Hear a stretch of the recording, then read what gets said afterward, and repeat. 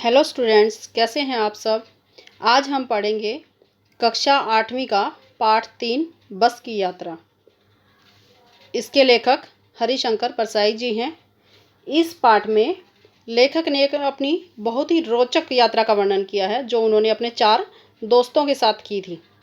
तो लेखक कहते हैं, हम 5 मित्रों ने तय किया कि शाम 4 बजे की बस से चलेंगे। यानी कि उनको घर जाना था और उन्होंने सोचा कि आज हम शाम को 4 बजे की बस से घर जाएंगे। पन्ना से इसी कंपनी की बस सतना के लिए घंटे भर बाद मिलती है, जो जबलपुर की ट्रेन को मिला देती है। यानी कि ट्रेन पकड़ने के लिए इस बस से जाना जरूरी है। सुबह घर पहुंच जाएंगे।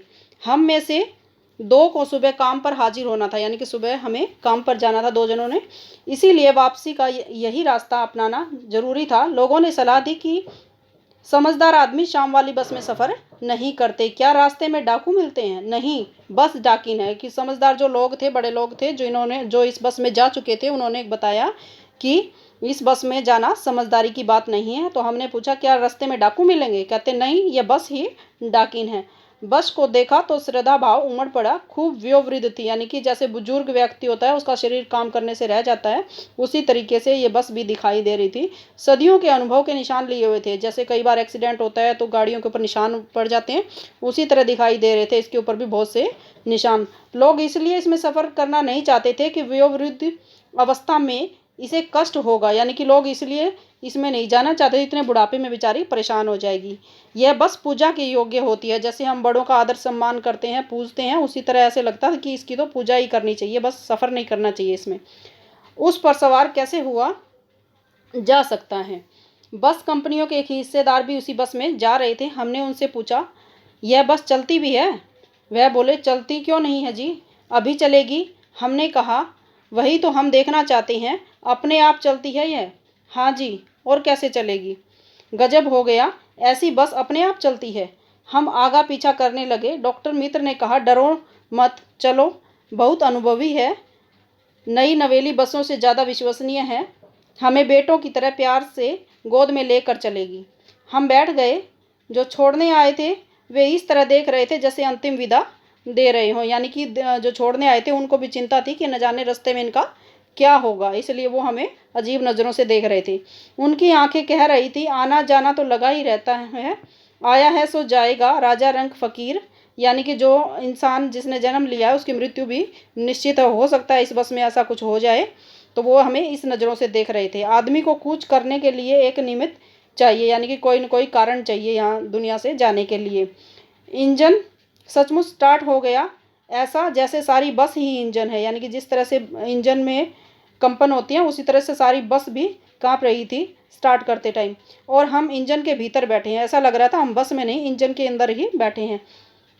कांच बहुत कम बचे थे, जो बचे थे उनमें उनसे हमें बचना था। यानी कि जो शीशे थे उसके खिड़कियों के वो टूट चुके थे, और जो थोड़े बहुत बचे थे उनसे हमें बचना था, यानी कि कहीं वो टूट के हमें ना लग जाए। हम फौरन खिड़की से दूर सरक गए, यानी कि हम खिड़की से दूर हो गए। इंजन चल रहा था, हमें लग रहा था कि हमारी सीट के नीचे इंजन है। यानी कि उसमें कंपन इतनी हो रही थी, ऐसे लग रहा था हमारे नीचे ही इंजन लगा हुआ है। बस सचमुच चल पड़ी और हमें लगा कि यह गांधी जी के असहयोग और सविनय अवज्ञा आंदोलन के वक्त अवश्य जवान रही होगी। यानी कि इतनी पुरानी रही होगी, गांधी जी के टाइम की। उसे ट्रेनिंग मिल चुकी थी, हर हिस्सा दूसरे से असहयोग कर रहा था। यानी कि कोई भी जो गाड़ी का कोई भी हिस्सा था, कोई भी पार्ट था, वो मिलकर नहीं चल रहा था, सब अलग अलग हिल रहे थे। पूरी बस सविनय अवज्ञा आंदोलन के दौर से गुजर रही थी। सीट का बॉडी से असहयोग चल रहा था। कभी लगता सीट बॉडी को छोड़कर आगे निकल गई है, कभी लगता कि सीट को छोड़कर बॉडी आगे भागी जा रही है। 8-10 मील चलने पर सारे भेदभाव मिट गए। यह समझ नहीं आता था कि सीट पर हम बैठे हैं या सीट हम पर बैठी है। एकाएक बस रुक गई। मालूम हुआ कि पेट्रोल की टंकी में छेद हो गया है। ड्राइवर ने बाल्टी में पेट्रोल निकालकर उसे बगल में रखा और नली डालकर इंजन में भेजने लगा। मैं उम्मीद कर रहा था कि थोड़ी देर बाद बस कंपनी के हिस्सेदार इंजन को निकालकर गोद में रख लेंगे और उसी नली से पेट्रोल पिलाएंगे, जैसे माँ बच्चे के मुंह में दूध की शीशी लगाती है। ऐसे लगता है जैसे कि वो एक छोटे बच्चे की तरह उसको पेट्रोल पिलाना पड़ेगा, जैसे बच्चे को दूध पिलाते हैं उस तरह इसको पेट्रोल पिलाना पड़ेगा। बस की रफ्तार अब 10 15-20 मील हो गई थी। मुझे उससे किसी हिस्से पर भरोसा नहीं था। ब्रेक फेल हो सकता है, स्टीयरिंग टूट सकता है। प्रकृति के दृश्य बहुत लुभावने थे।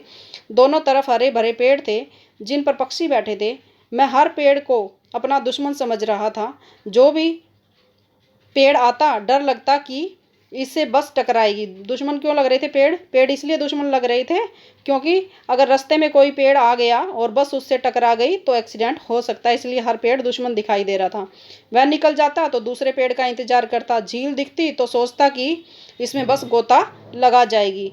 एकाएक फिर बस रुकी। ड्राइवर ने तरह तरह की तरकीबें की और वह चली नहीं।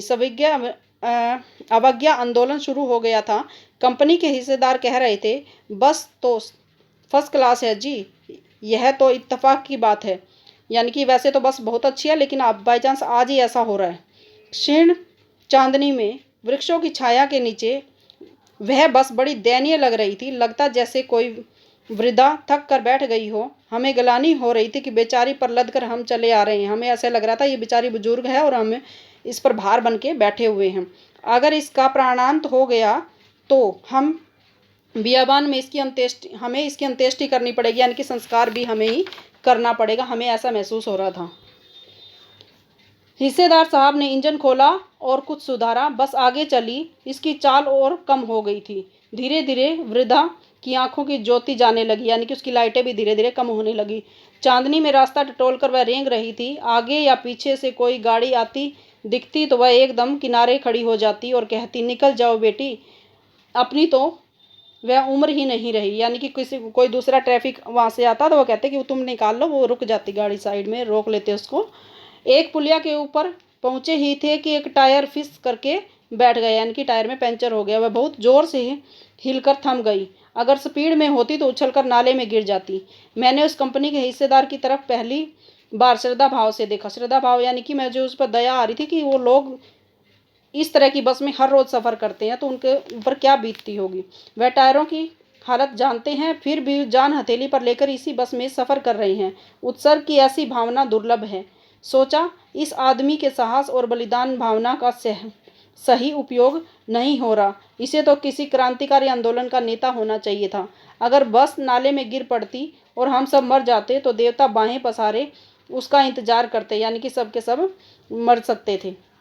कहते, वह महान आदमी आ रहा है जिसने एक टायर के लिए प्राण दे दिए। यानी कि एक टायर नहीं बदला, उसके एक्सीडेंट हो जाता, मर जाता तो उसको यही कहा जाता कि एक टायर के लिए इसने अपने प्राण दे दिए, मर गया पर टायर नहीं बदला। दूसरा घिसा टायर लगाकर बस फिर चली। अब हमने वक्त पर पन्ना पहुंचने की उम्मीद छोड़ दी थी। पन्ना कभी पहुंचने की उम्मीद छोड़ दी थी। पन्ना क्या, कहीं भी कभी भी पहुंचने की उम्मीद छोड़ दी थी। लगता था जिंदगी बस इसी बस में गुजरनी है और इससे सीधे उस लोक को प्रयाण कर जाना है। यानी कि इस बस में चलेंगे और इससे सीधे उस लोक में, यानी कि हमारा निधन भी हो सकता है, हम मर भी सकते हैं एक्सीडेंट के कारण। इस पृथ्वी पर उसकी कोई मंजिल नहीं है। हमारी बेताबी, तनाव खत्म हो गया। हम बड़े इत्मीनान से घर की तरह बैठ गए। चिंता जाती रही, हंसी मजाक चालू हो गया। तो ये थी आपकी बस की यात्रा लेखक की। उम्मीद करती हूँ तुम्हें इसमें मज़ा आया होगा। और इसके बाद आते हैं इसके प्रश्न उत्तर। तो इसका कारण बताना है आपने। प्रश्न पहला है, मैंने उस कंपनी के हिस्सेदार की तरफ पहली बार श्रद्धा भाव से देखा। लेखक के मन में हिस्सेदार साहब के लिए श्रद्धा क्यों जाग गई? उत्तर है, लेखक के मन में हिस्सेदार साहब के लिए श्रद्धा इसलिए जाग गई क्योंकि हिस्सेदार साहब बस की स्थिति व टायरों की हालत जानते थे, लेकिन फिर भी उसी बस में सफ़र कर रहे थे।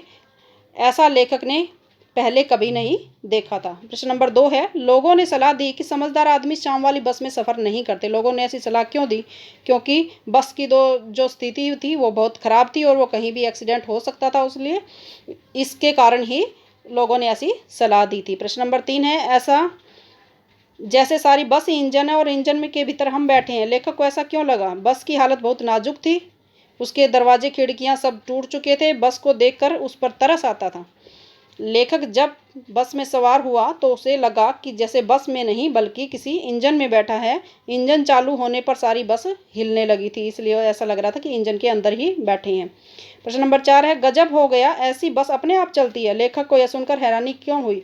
क्योंकि बस की जो हालत थी बहुत खराब थी, उसको देखकर लगता नहीं था कि ये बस अपने आप भी चलती होगी। ऐसा लग रहा जैसे इसको धक्के लगाकर चलाया जाता था, इसलिए लेखक को हैरानी हो रही थी। प्रश्न नंबर 5 है, मैं हर पेड़ को अपना दुश्मन समझ रहा था। लेखक को पेड़ों से डर क्यों लग रहा था? जैसा कि मैंने पाठ के बीच में बताया कि बस की हालत बहुत खराब थी। लेखक का मन प्रकृति की सुंदर चीज़ों को देखने में नहीं लग रहा था, क्योंकि अगर वो इधर उधर देखता तो सामने से शायद वो बस किसी पेड़ से टकरा जाती। इसलिए वो हर पेड़ को अपना दुश्मन समझ रहा था, क्योंकि कभी भी बस के ब्रेक जो है फेल हो सकते थे और बस उनसे टकरा सकती थी। तो ये थे आपके प्रश्न। उम्मीद करती हूँ कि आपको अच्छे से समझ आए होंगे। अगली वीडियो के लिए लाइक और सब्सक्राइब करना ना भूलें। धन्यवाद।